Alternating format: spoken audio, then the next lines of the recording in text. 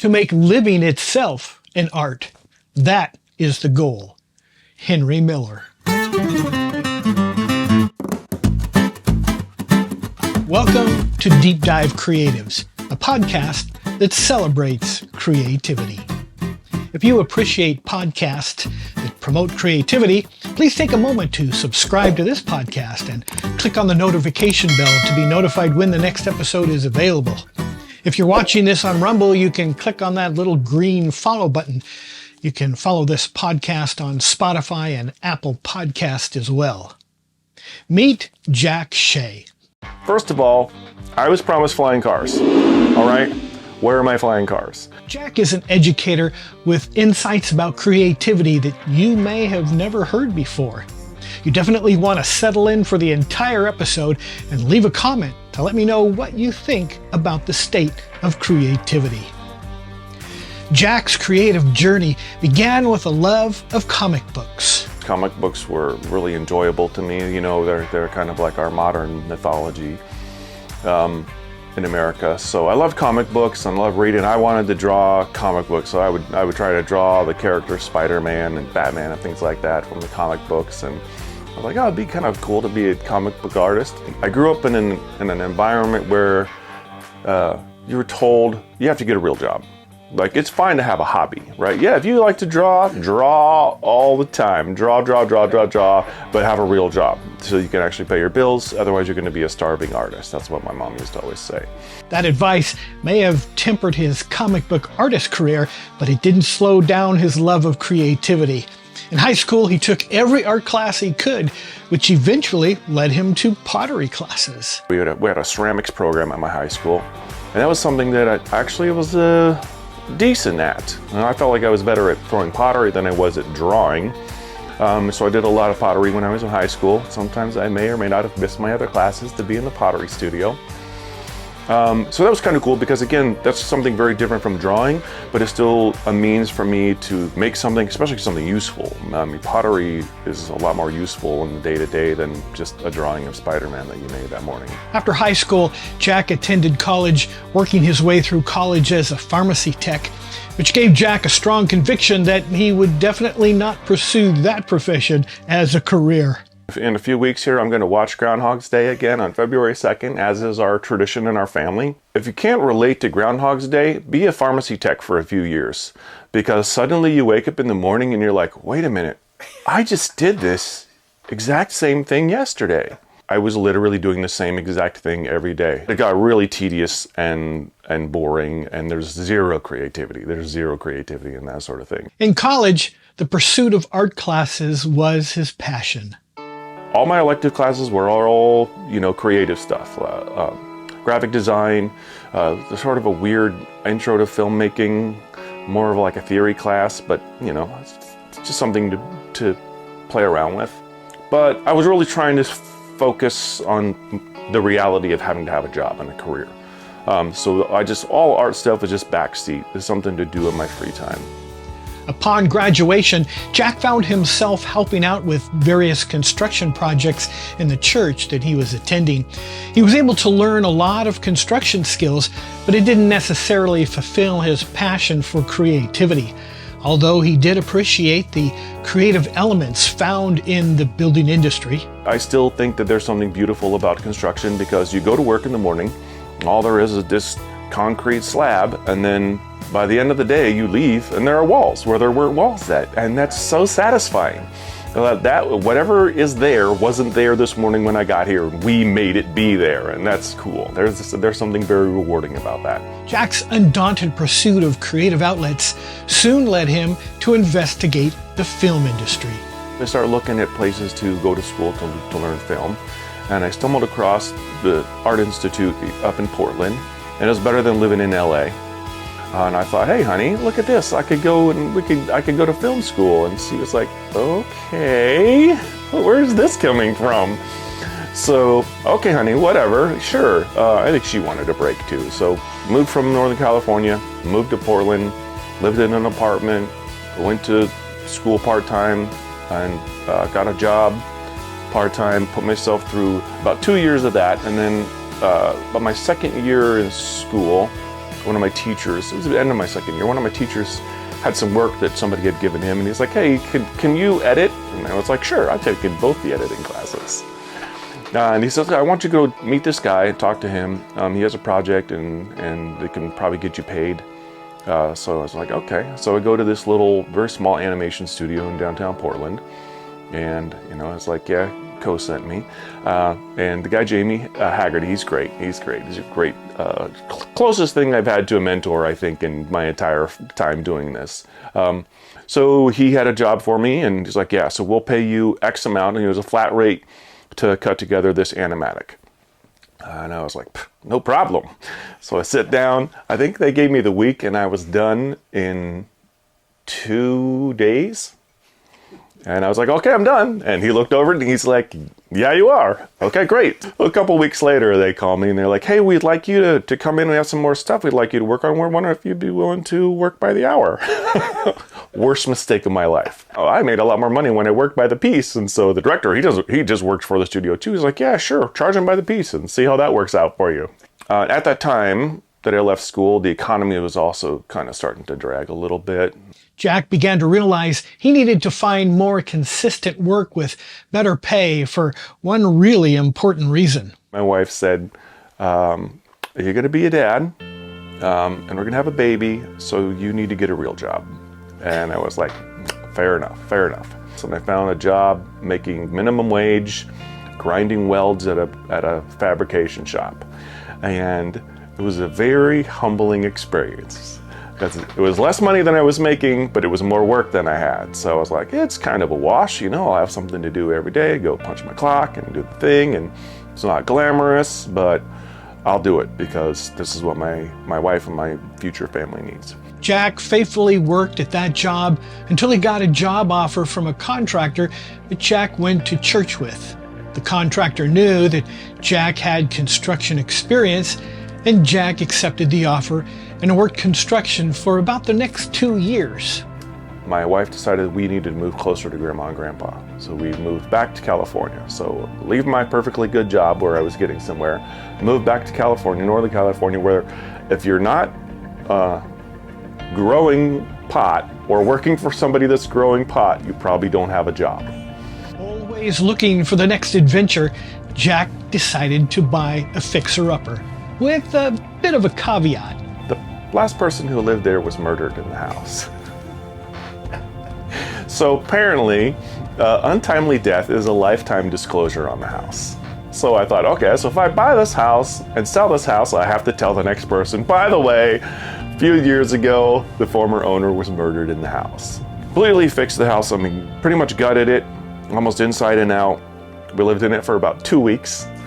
Decided that we were going to sell it and we were going to move back to Oregon because her former boss had left that job and the company called and wanted her to take his position. And I called my former boss, the contractor, and I was like, if I came back, would you hire me? Absolutely, in a second. Let me know when you can start. Okay, great.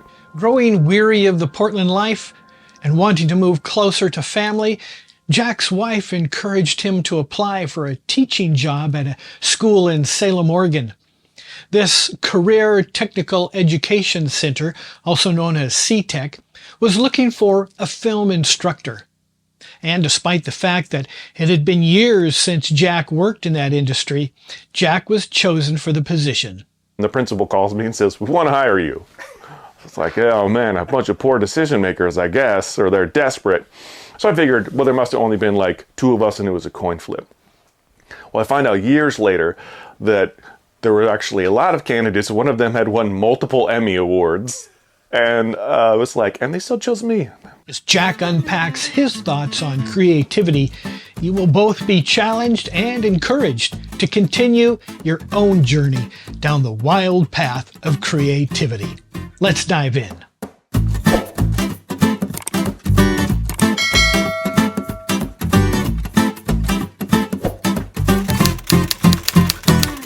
The best definition of creativity I've ever heard is making something while forgetting who you stole it from. And I don't remember who originally said that, so I can't attribute them accurately. But I found both in my own practice and in watching students be creative, I find that a lot of it is actually inspired by, at best, or derivative, at worst, of other things. And one of my favorite examples to prove this point is Star Wars. The original Star Wars, George Lucas's first 3 films. At first, people thought, "Oh man, this is so unique. Look at this. There's nothing else like this." And then you look at George Lucas's influence, and you realize he was borrowing very heavily from his own influences, from Japanese samurai films and from Westerns. And so basically, Star Wars is just like, space monk samurais, right? They're like magician samurais. That's all it is. So he's borrowed from various different things. Lucas also was a student of Joseph Campbell, the Hero with a Thousand Faces. So he was also looking at like, what is universal? What is accepted, what is understood, and what sort of reflects our humanity within stories? How do these different archetypes feel familiar to anyone, regardless of where they're from, what culture or creed or race? And I think that Lucas did a great job in that, in understanding what Campbell had stumbled across, and how to use that to make something that was really applicable while still borrowing from all these other things that he liked and that he knew worked. So I think that's really what creativity is not so much trying to make something that's so unique and personal. And I think that's kind of one of the faults with modern creativity, is it's too personal. It's not universal enough.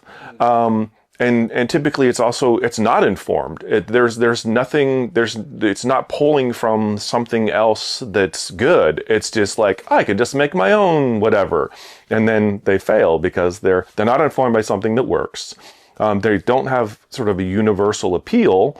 And if anything, they're just derivative. They're like, this is what I think this is like. I'm gonna beat up on Star Wars a little bit, but I think modern Star Wars is very much that way.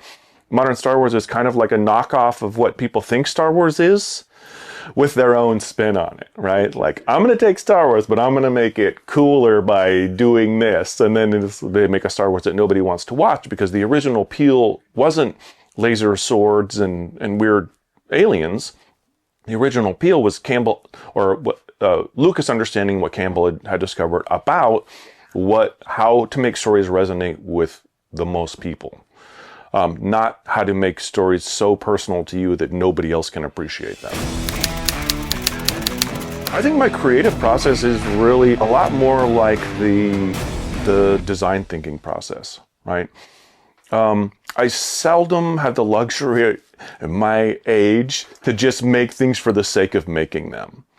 And that's something I've really had to a habit I've had to get out of. Like, oh, I think it'd be cool if this. Well, yes, and for what reason? Like, to what end? I don't know, because it'd be cool. Well, cool's not enough anymore.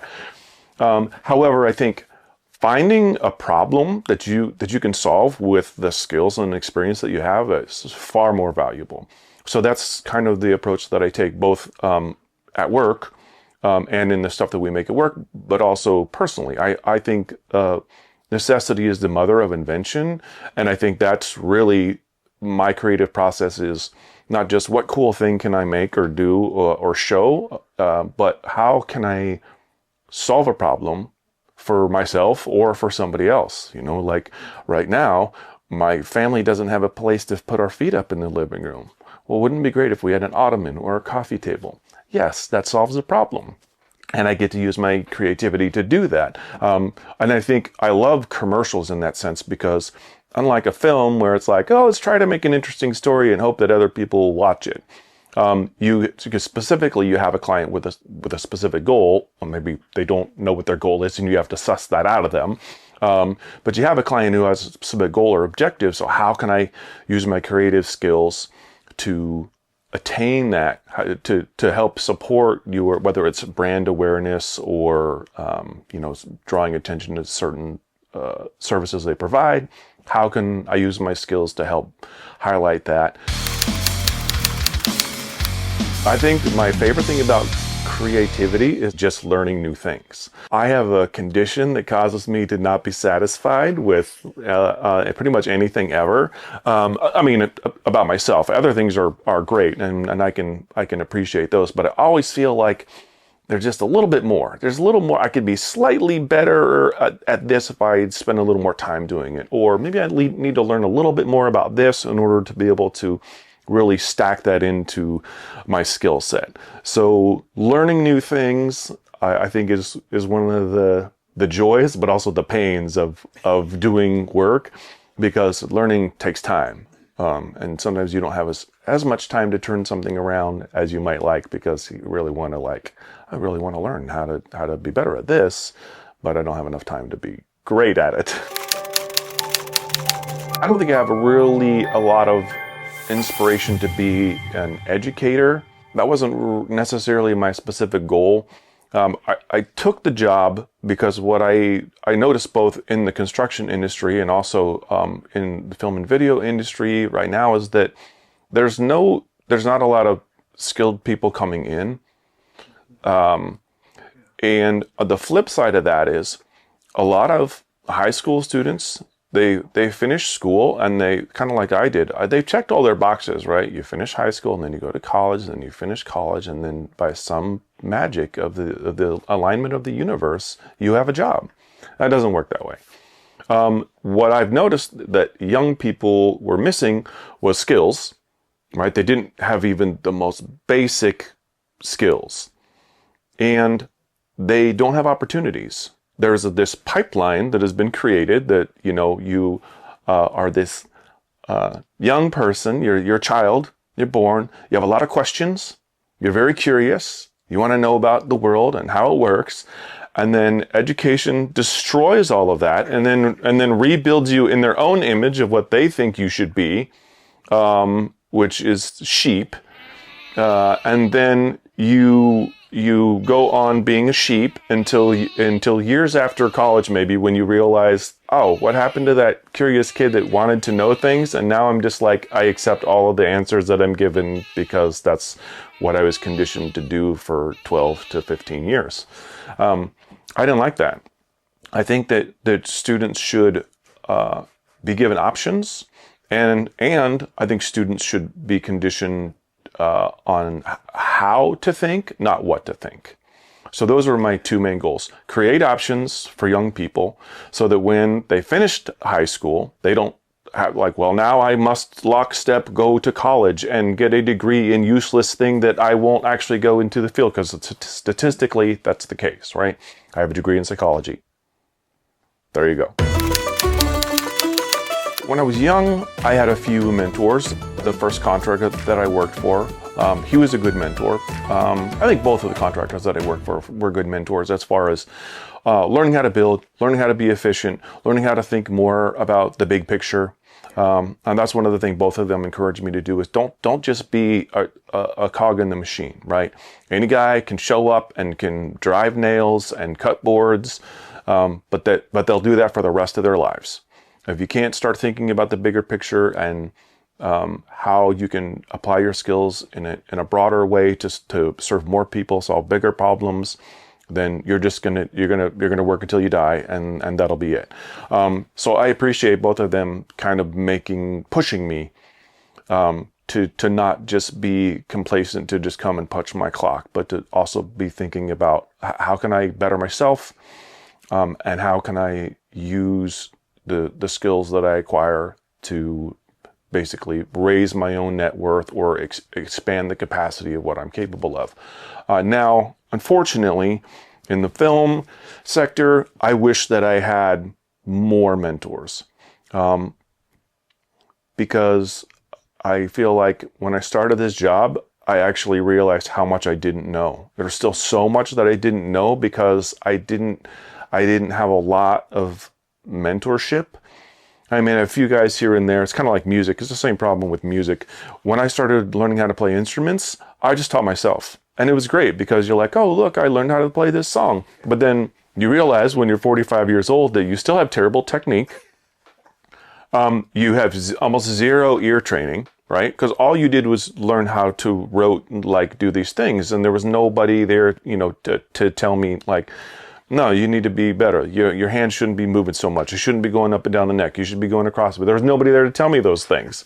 So I just, fumbled through life until I realized, oh, I probably should be better at this. I should probably not have to look at my fretboard, And here I am all these years later. I've learned to play all these instruments. I still look at my fretboard, and it's like, wow, I should have taken lessons, because this is terrible. So I think both in music and in film, I wish that I had more mentors, because the education that I got, especially for film, wasn't very useful.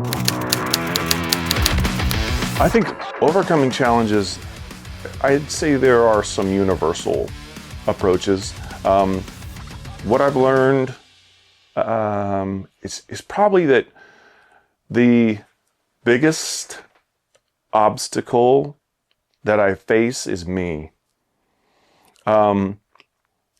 Being a jack of all trades and a master of none is really fun for like the first 25 years.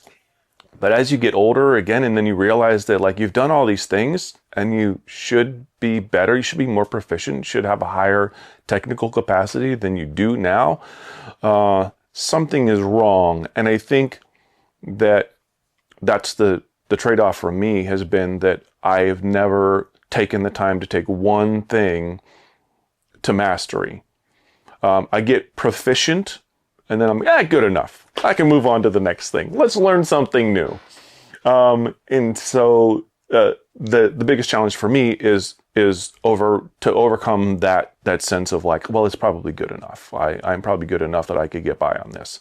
Getting out of your own way, or pushing yourself past what's comfortable. I think that's the hardest thing about overcoming challenges, and it takes a lot of self-discipline and a lot of faith. It's been hard for me to accept, but if God made me the way He made me for a reason, then that's great. I have to be willing to say, okay, I am this way for a reason. However, can it be improved? Because I don't know that God really intended me to just master mediocrity. I don't think that's really, I haven't found a good, strong biblical model for that.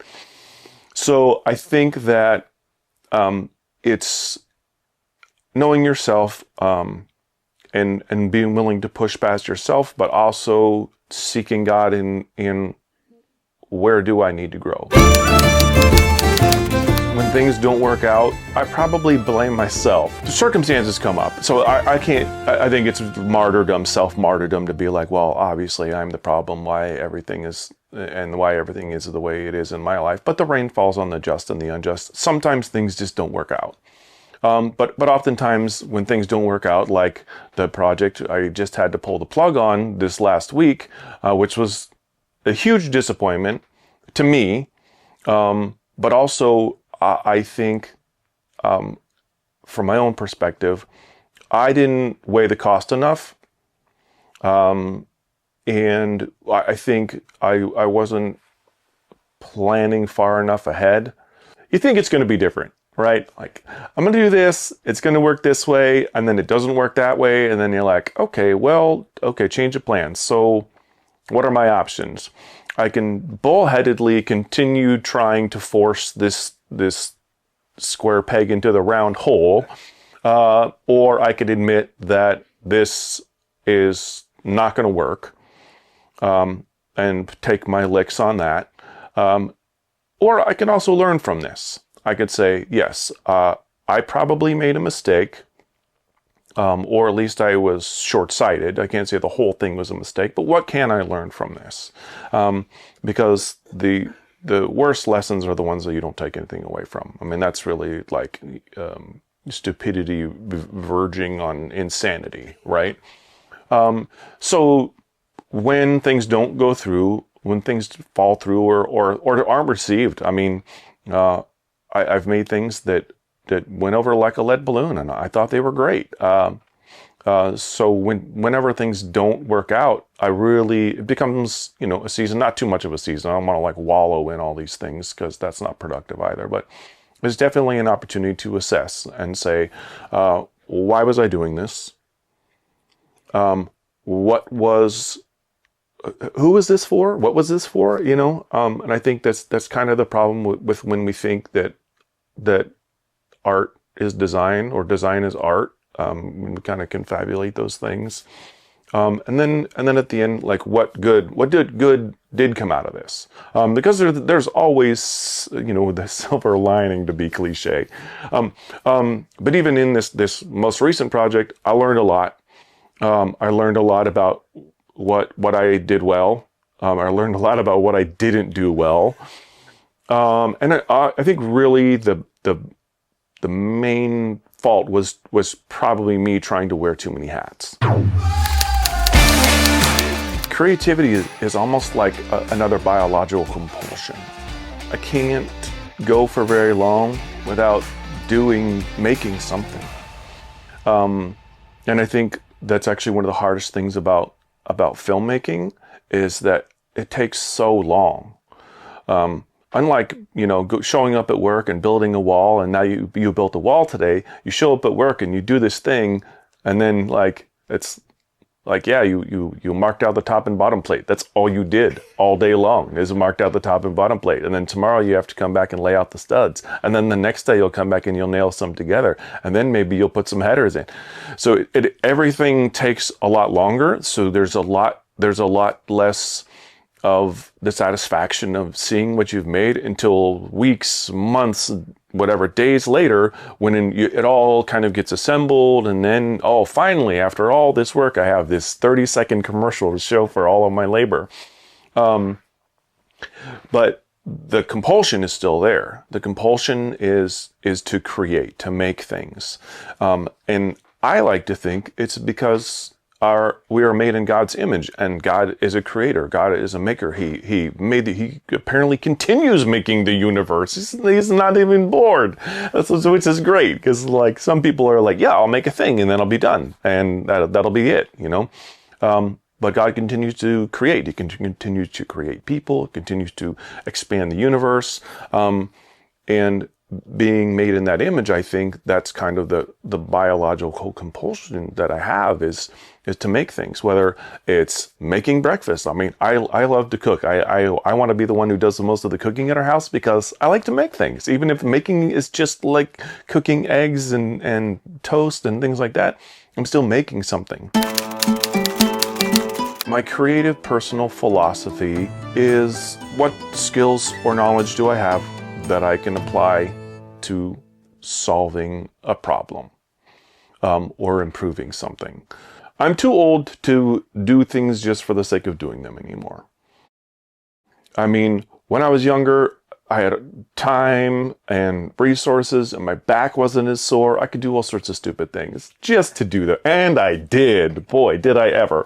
Like snow days. Snow days are the best. Because when it snows, it doesn't snow very often here in the beautiful Pacific Northwest, but when it does, I'd go out and I'd make some stupid thing out of that snow.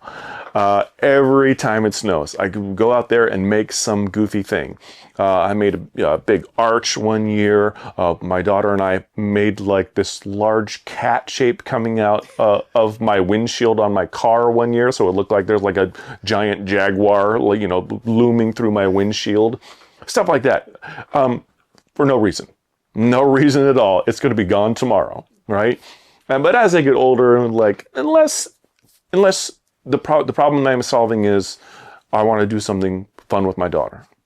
And as she's gotten older, she's kind of the same way. Like, Dad, why would we make something out of snow? It's going to melt tomorrow. Oh, all right. Let's just go do it because we can do something fun together. And then we can throw snowballs at it. Yeah, my creative goals, they've been tempered with time. When I was young, I wanted to draw comic books. And so that was my goal, was to draw comic books. And then, I realized that's probably not the best use of who I am or what I do well. So as I got older, I kind of thought, oh, it'd be fun to make films because I wanted to tell stories, and I love visual art.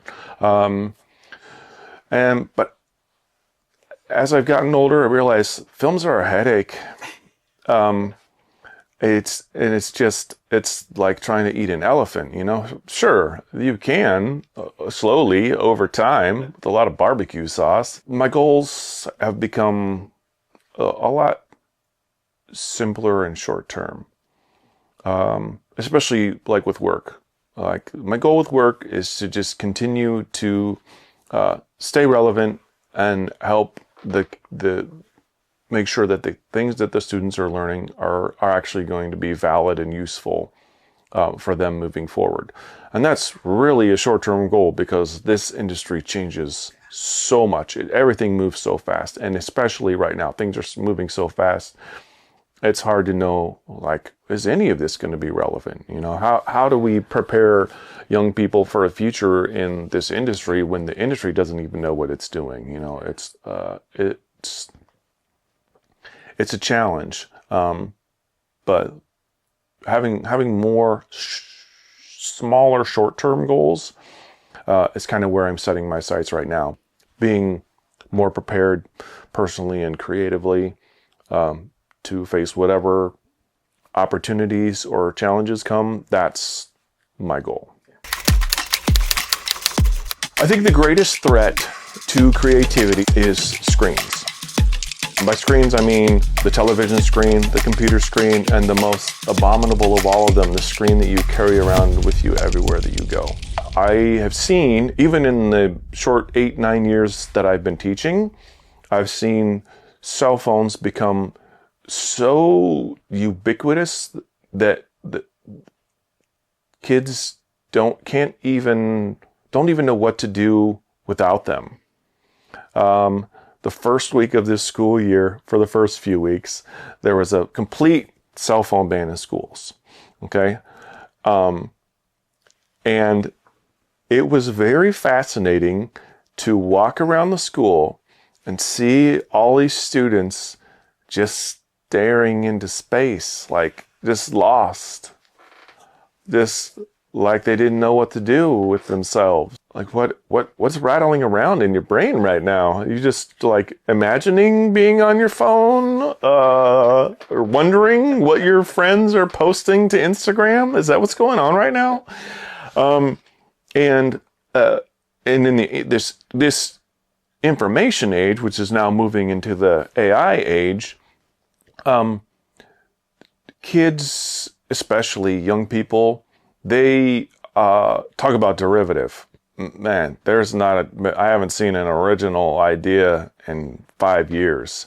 Everything is highly derivative of all of the garbage that they're consuming. And it's so interesting to me how little creativity they actually have. They cannot divest their own creations very far from the thing that they are consuming. So even my daughter, she watches probably too much anime. And so she draws, even though she can draw people, more representationally, she's falling into this, I want to draw like this art style from this. Well, why? It's already been done. Draw your own art style. Like what is working about this that you like, and then apply that to your own thing. Then it will look more original, as opposed to just like understanding how this art style works and what defines it, and then making your own characters in that art style. So it's very difficult right now for kids because there's so much to consume, and the algorithm is programmed to feed them. And man, it is just terrible, because when they are challenged to come up with a creative thing, all they can do is fall back on the memes that they know. The biggest problem that the screens bring to creativity is they offer this false solution. The brain is what they call a cognitive miser. The brain does not want to work any more than it absolutely has to, because it has to do a lot. There is a lot going on right now in your brain just for you to function.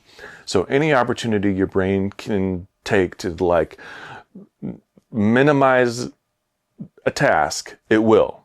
And unfortunately, social media, AI, the internet, they're all structured to play into that desire for your brain to offshore tasks to something else, which makes very gullible children who cannot think critically. Now combine that with the educational system telling them what to think, not how to think, and now the sheep are even dumber than they ever were.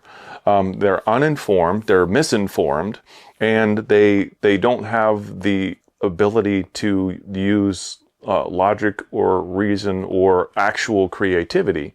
They think that creativity is literally taking this thing and making my own character in this exact art style over here. Look, I made my own OC. It's completely original and creative, right? Except it's completely derivative of this other thing over here. I tell my kids all the time that they should go throw their phone into the ocean and that they will find a new person. It will be a struggle, like any addiction, because that's what it is. It's a actual physical addiction. But if you go cut yourself loose from technology, from noise, right? I know it's tough to not, you just put your music in and go do your chores, but just releasing yourself from all the external inputs and living here in the now, in the present, wherever that may be, and learning to be comfortable in whatever that is. All the promises that technology makes. First of all, I was promised flying cars. All right, where are my flying cars?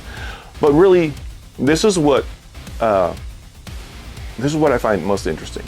I was there, Dave, when the internet was born. I remember it as an infant. And I remember the promises that were made about how it's going to connect us and how we were going to have access to, so much more information right at our fingertips. But what I found is with the growth and the expansion of the internet, people actually knew less. People actually had less information because people were selecting what they knew instead of being open to learning. When I was a kid, we couldn't afford any because we were poor. But when I was a kid, I loved to go to my friend's house who had the Encyclopedia Britannica. And I loved to just read through everything, just everything. I didn't be like, I only want to learn things between L and M, because that's what we do on the internet, right? I just read everything I possibly could because I was so curious. I want to learn about all these things. Like, oh, that's super weird. I never knew that was a thing. Well, that's fascinating. And to move on to the next thing. And I think I'm still very much that way. But information hasn't informed us. It hasn't made us more informed. It hasn't increased our knowledge. Even though we have access to all of this stuff, we just self-select. And then the next phase in that was social media. Social media comes along and makes the same promises. Oh, it's going to be great. Now you can connect with all these people and you can stay in touch. Has it made us more social? Absolutely not. Now we know who has the stupid opinions. We know which family members aren't worth talking to at the next family reunion, right? Social media has actually done the opposite. It has divided us. It has stratified people so much, but it was supposed to bring us together. And now look at where we are. We're like us and them, right? That's what social media has done. And then the smartphone. The smartphone comes along and it's supposed to be all that information that we had from the internet, but we can carry it around with us everywhere we go. And now we still do even stupider things. I mean, it is amazing how much somebody somewhere should do, if they haven't done already, should do some actual scientific observations about how much less you actually use your active brain, not your passive brain, your active brain, when there's even like a phone in your pocket. Because I don't know if you've noticed this, but drivers have gotten so much worse in the last 25 years. And I think it's phones. not only looking at them while they're driving, which I want to run that person off the road, but just the fact that they've learned to use less of their brain and make fewer of their own decisions because they're used to the device telling them, turn left here. Oh, I'll turn left here across 3 lanes of traffic. Yes, see, if you had a brain in your head, you would have been in the left lane instead of turning left from the far right lane. Things like that. And then finally, we come to the genesis. We get to watch AI be born now, lucky us. And I think what it's going to do is just further the trend. It's going to feed people only what they want to hear. It's going to divide us even more, and it's going to make people actually know nothing. People will not know anything because they'll believe that, well, I'll just ask the AI. But that's assuming a lot. That's assuming the AI actually knows and that the AI actually will be honest with you. And that it actually, the AI is smart enough. I mean, you've seen all the videos of people asking ChatGPT, like, how much lead should be in my diet, or how much paint should I drink on a daily basis? It's making poor decisions for you, so please don't follow it.